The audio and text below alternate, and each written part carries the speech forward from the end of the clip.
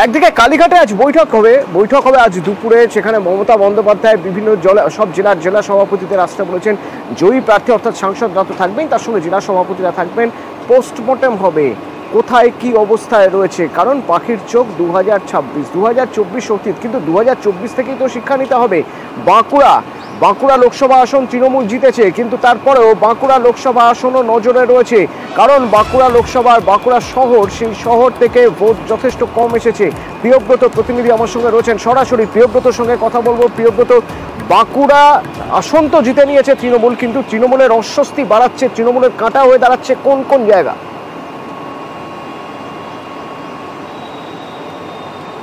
দেখো, বাঁকুড়ার যেটা বিধানসভা এলাকা এবং মূলত যেটা বাঁকুড়ার পৌর শহর এলাকা, সেই পৌর শহর এলাকাতেই 16,000 এই যে সিট রয়েছে, 16,000 বেশি ভোটে এই ভোটটা কিন্তু তারা পায়নি তৃণমূল কংগ্রেস, যেটা গেছে গেরুয়া শিবিরের হাতে এবং গেরুয়া জয় হয়েছে বলা চলে বাঁকুড়া পৌরসভা এলাকায়। এই পৌরসভা এলাকাতেই 2022-এ যখন পৌর ইলেকশন হয়েছিল, তখন কিন্তু এই আসনগুলো সবগুলোই ধরা পড়েছিল তৃণমূলের হাতে। সেই তৃণমূলের আসলে দখলে থাকা ওয়ার্ডগুলো কি করে তৃণমূলের থেকে বিজেপির হাতে চলে গেল, এটা নিয়েই কিন্তু এর মধ্যে কাটাছাড়া শুরু হয়েছে বলা চলে, তদন্ত শুরু হয়েছে। বেশ কিছু ওয়ার্ড দেখা যাচ্ছে খুব কম মার্জিনে হারলেও বেশ কিছু ওয়ার্ডে বলা চলে যে অনেকটাই মার্জিন রয়েছে। এই মার্জিন কি করে গেরুয়া শিবিরের হাতে চলে গেল সেটাই এখন কাটার কারণ, কেননা 24টি ওয়ার্ড বাঁকুড়া পৌরসভার এবং সেখানে দেখা যাচ্ছে 21টি ওয়ার্ডে পিছিয়ে রয়েছে তৃণমূল কংগ্রেস এবং 16,000 বিধানসভা এলাকাতে বাঁকুড়া বিধানসভায় 16,000 ব্যাক রয়েছে, 16,000-এর বেশি কিছু ভোটে।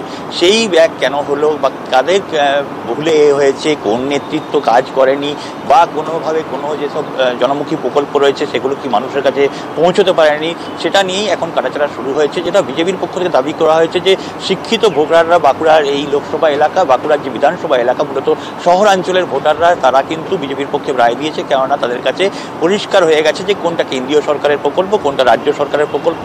অন্যদিকে তৃণমূল কংগ্রেস এই দাবি মানতে চাইছে না। তারা দাবি করছে হয়তো মানুষের কাছে গেছে সব কিছুই, বার্তাও গেছে, বাঁকুড়া পৌর এলাকায় জল সহ, রাস্তা সহ, পরিবেশ সহ বিভিন্নভাবে উন্নয়ন করা হয়েছে পৌরসভার পক্ষ থেকে, কিন্তু তারপরেও মানুষ কেন এই রায় দিয়েছে সেটা কিন্তু পরে ভাবনা চিন্তা করা হবে।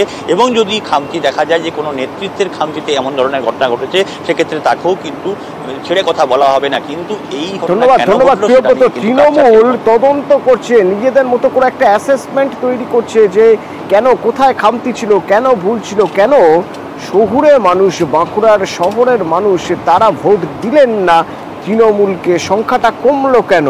তো উল্টো দিক থেকে বিজেপি আবার বলছে যে এটা প্রত্যাশিতই ছিল, তার কারণ শিক্ষিত মানুষরা ভোট দিচ্ছেন বিজেপি।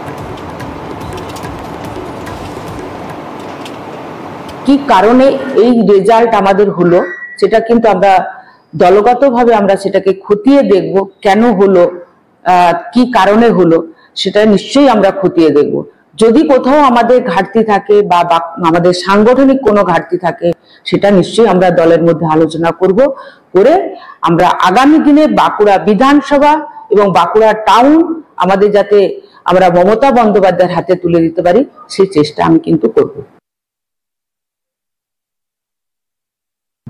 সাধারণ মানুষের জন্য, মধ্যবিত্ত মানুষের জন্য এবং দেশের সুরক্ষা, অর্থনৈতিক প্রগতি, বিভিন্ন ইনফ্রাস্ট্রাকচারে যেভাবে আর কি দেশ শক্তিশালী হয়েছে, সোশ্যাল মিডিয়া এবং খবরাখবর বেশি রাখেন, তাদের কিন্তু এই ভোটে মোদিজির প্রতি আস্থা দেখানোর সেই চিত্র ফুটে উঠেছে বিভিন্ন জায়গায়।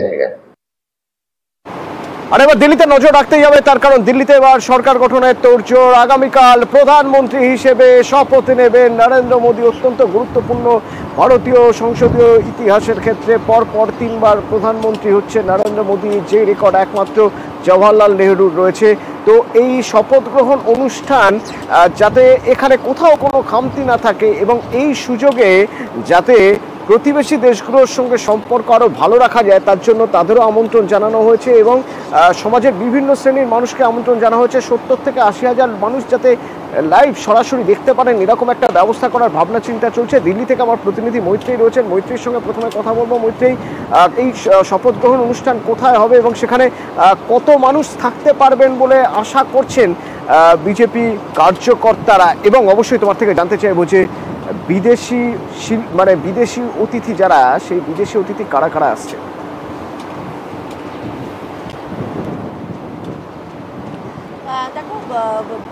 এই অনুষ্ঠানের জন্য কিন্তু তোড়জোড় শুরু হয়ে গেছে। শপথ গ্রহণ অনুষ্ঠান সেটা হতে চলেছে রাষ্ট্রপতি ভবনে। সেখানে প্রধানমন্ত্রী সহ ইম্পর্টেন্ট কিছু মন্ত্রী তারা শপথ গ্রহণ করবেন আগামীকাল সোয়া 7টা থেকে, সন্ধে সোয়া 7টা থেকে সেই অনুষ্ঠান শুরু হবে এবং সেই অনুষ্ঠানে 7 থেকে 8 হাজার মানুষের আমন্ত্রিতরা থাকবেন এবং তার সঙ্গে সঙ্গে লাইভ এর মাধ্যমে, যাতে লাইভ স্ট্রিমিং এর মাধ্যমে আরও প্রচুর মানুষ দেখতে পারেন সেই ব্যবস্থা করা হচ্ছে। পরশু সমস্ত দেশেরই প্রায় রাষ্ট্রপ্রধানদেরকে আমন্ত্রণ জানানো হয়েছে। আজকে আর কিছুক্ষণ সময়ের মধ্যেই ভারতে এসে পৌঁছে যাবেন শেখ হাসিনা। এর সঙ্গে সঙ্গে আগামীকাল বাকি দেশের রাষ্ট্রপ্রধানরা আসছেন, তার মধ্যে ভুটান, নেপাল, শ্রীলঙ্কা, মরিশাস, মলদ্বীপস সহ সেশেলস সহ সমস্ত দেশের রাষ্ট্রপ্রধানরা রয়েছেন, তারা উপস্থিত থাকবেন। তারা প্রত্যেকেই আমন্ত্রিত হয়েছেন এবং তারা উপস্থিত থাকার কথা জানিয়েছেন। আগামীকাল দুপুরের মধ্যে তারা প্রত্যেকে এসে উপস্থিত হয়ে যাবেন। এছাড়াও ইতিমধ্যে দিল্লি শহর জুড়ে কিন্তু নিরাপত্তার বেষ্টনী আঁটোসাঁটো করা হচ্ছে, তার কারণ এতজন রাষ্ট্রপ্রধান আসবেন এবং শপথ গ্রহণ অনুষ্ঠান, সেখানেও প্রচুর মানুষের, প্রচুর ভিভিআইপির এবং প্রচুর সেলিব্রিটির সমাগম হবে, ফলে সেই জায়গা থেকেও নিরাপত্তা আঁটোসাঁটো করা হয়েছে। ইতিমধ্যে দিল্লিকে নো ফ্লাইং জোন হিসেবে ঘোষণা করে দেওয়া হয়েছে। দিল্লির বিস্তীর্ণ অংশে আগামী 48 ঘন্টা নো ফ্লাইং জোন হিসেবে ঘোষণা করে দেওয়া হয়েছে। সব মিলিয়ে প্রস্তুতি তুঙ্গে। বিজেপির যারা কর্মকর্তারা রয়েছেন তারাও বৈঠকে বসছেন, তারাও নিজেদের মধ্যে আলোচনা করে নিচ্ছেন যে কারা কারা তাদের তরফ থেকে এই অনুষ্ঠানে হাজির হবেন এবং তার সঙ্গে সঙ্গে সরকারিভাবেও কিন্তু বেশ কিছু মানুষকে তাদের নিমন্ত্রিতদের তালিকা করে ইতিমধ্যেই আমন্ত্রণ জানানো হয়েছে, প্রচুর বিশিষ্ট মানুষকে। এবং এর সঙ্গে কিন্তু আরও একটি জিনিস অতনু তোমাকে জানিয়ে রাখতে চাইবো, শুধু বিশিষ্ট মানুষরা নন, সমাজের বিভিন্ন স্তরের মানুষদেরকেই কিন্তু এই শপথ গ্রহণ অনুষ্ঠানে, অর্থাৎ নরেন্দ্র মোদী তৃতীয়বারের জন্য প্রধানমন্ত্রী হচ্ছেন, সেই শপথ গ্রহণ অনুষ্ঠানে কিন্তু আমন্ত্রণ জানানো হচ্ছে। তার মধ্যে একেবারে সেন্ট্রাল ভিস্তা প্রজেক্টের কর্মীদের থেকে শুরু করে মান কি বাতের যারা পার্টিসিপেন্টরা রয়েছেন তারাও রয়েছে। বলো তুমি আমাদের সঙ্গে থাকো, তার কারণ একদিকে যেমন শপথ গ্রহণ অনুষ্ঠানে তোড়জোড় চলছে, তেমনি যে যে জায়গাগুলো জেতা সিট বিজেপির, অন্তত আমাদের রাজ্যের ক্ষেত্রে, সেই সিটগুলোয় কেন হারতে হলো, কেন 2019-এর তুলনায় খারাপ ফল হলো, তা নিয়েও আজ পর্যালোচনা চলছে দিল্লিতে। সে প্রসঙ্গ তোমার থেকে জানবো। তবে আজ আগামীকাল শপথ গ্রহণ অনুষ্ঠান, 7 থেকে 8 হাজার মানুষ থাকবেন, রাষ্ট্রপতি তিনি শপথ পাঠ করাবেন। এই সব কিছু নিয়ে নরেন্দ্র মোদী কি বলছেন একবার শোনাবো আমরা।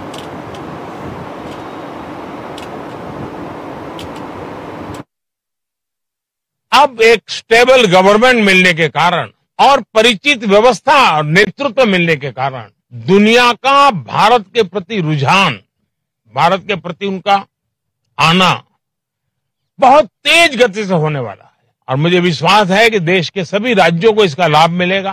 विकास के नए ऊंचाइयों को छूने में एक वैश्विक भागीदारी का वातावरण आने वाले 5 साल में बनने वाला है। একদিকে যেমন শপথ গ্রহণ অনুষ্ঠানের তোড়জোড় চলছে, যেমন বলছিলাম আপনাদের, বিজেপি যেখানে যেখানে খারাপ ফল করেছে বা আশানুরূপ ফল হয়নি, সেই সব জায়গা থেকে যারা সাংসদ হয়েছেন, নির্বাচিত হয়েছেন, তাদের ডেকে পাঠানো হয়েছে, যারা কর্মাধ্যক্ষ হয়েছেন, যারা তাদের ডেকে পাঠানো হয়েছে। আমার সঙ্গে মৈত্রেয়ী রয়েছেন দিল্লি থেকে। মৈত্রেয়ী, আমি যদি শুধু আমাদের রাজ্যের কথাই ভাবি, তাহলে আমাদের রাজ্যের দুজনের কথা বলতে চাইব।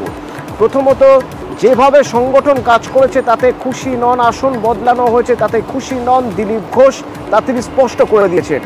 সৌমিত্র খাঁ, তিনিও যে খুব একটা সন্তুষ্ট নন যেভাবে কাজ হচ্ছে বঙ্গ বিজেপিতে, তা তিনি স্পষ্ট করে দিয়েছেন। এই দুজনের বক্তব্য বা এই দুজন যে দিক নির্দেশ করছেন, তা নিয়ে কি আজ দিল্লির বৈঠকে আলোচনা হবে?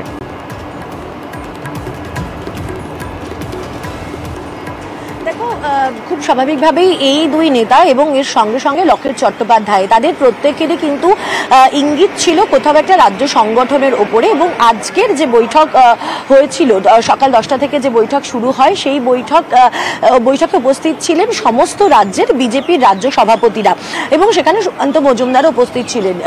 স্বাভাবিকভাবেই এই বিষয়গুলো যে সেখানে প্রসঙ্গের মধ্যে আসবে সেটা বলাই বাহুল্য এবং প্রত্যেকটি রাজ্যের যে ফলাফল ফলাফল রয়েছে এবং সেই ফলাফলের ক্ষেত্রে কি পর্যালোচনা করেছেন রাজ্য সভাপতি হিসেবে সেই বিষয়েও জানতে চাওয়া হতে পারে। যদিও বিজেপির তরফ থেকে জানানো হচ্ছে যে এই বৈঠকের আরও একটি দিক রয়েছে, সেখানে হচ্ছে আগামীকাল শপথ গ্রহণ অনুষ্ঠান এবং সেই শপথ গ্রহণ অনুষ্ঠানের আয়োজনের জন্য কিছু প্রয়োজনীয় অ্যাডমিনিস্ট্রেটিভ কাজ এবং সেই আয়োজনের সুবিধার্থেও কিন্তু এই বৈঠক করা হচ্ছে এবং সেখানে প্রত্যেক রাজ্য সভাপতির কি ভূমিকা থাকবে সেই নিয়েও কথা বলা হবে। তবে নিশ্চিতভাবে এই বৈঠকে কিন্তু যেহেতু জেপি নাড্ডা এবং অমিত শাহর মতো শীর্ষস্থানীয় নেতারা উপস্থিত থাকবেন, রাজ্যের ফলাফল নিয়ে কাটাছেড়া সেখানে চলবেই।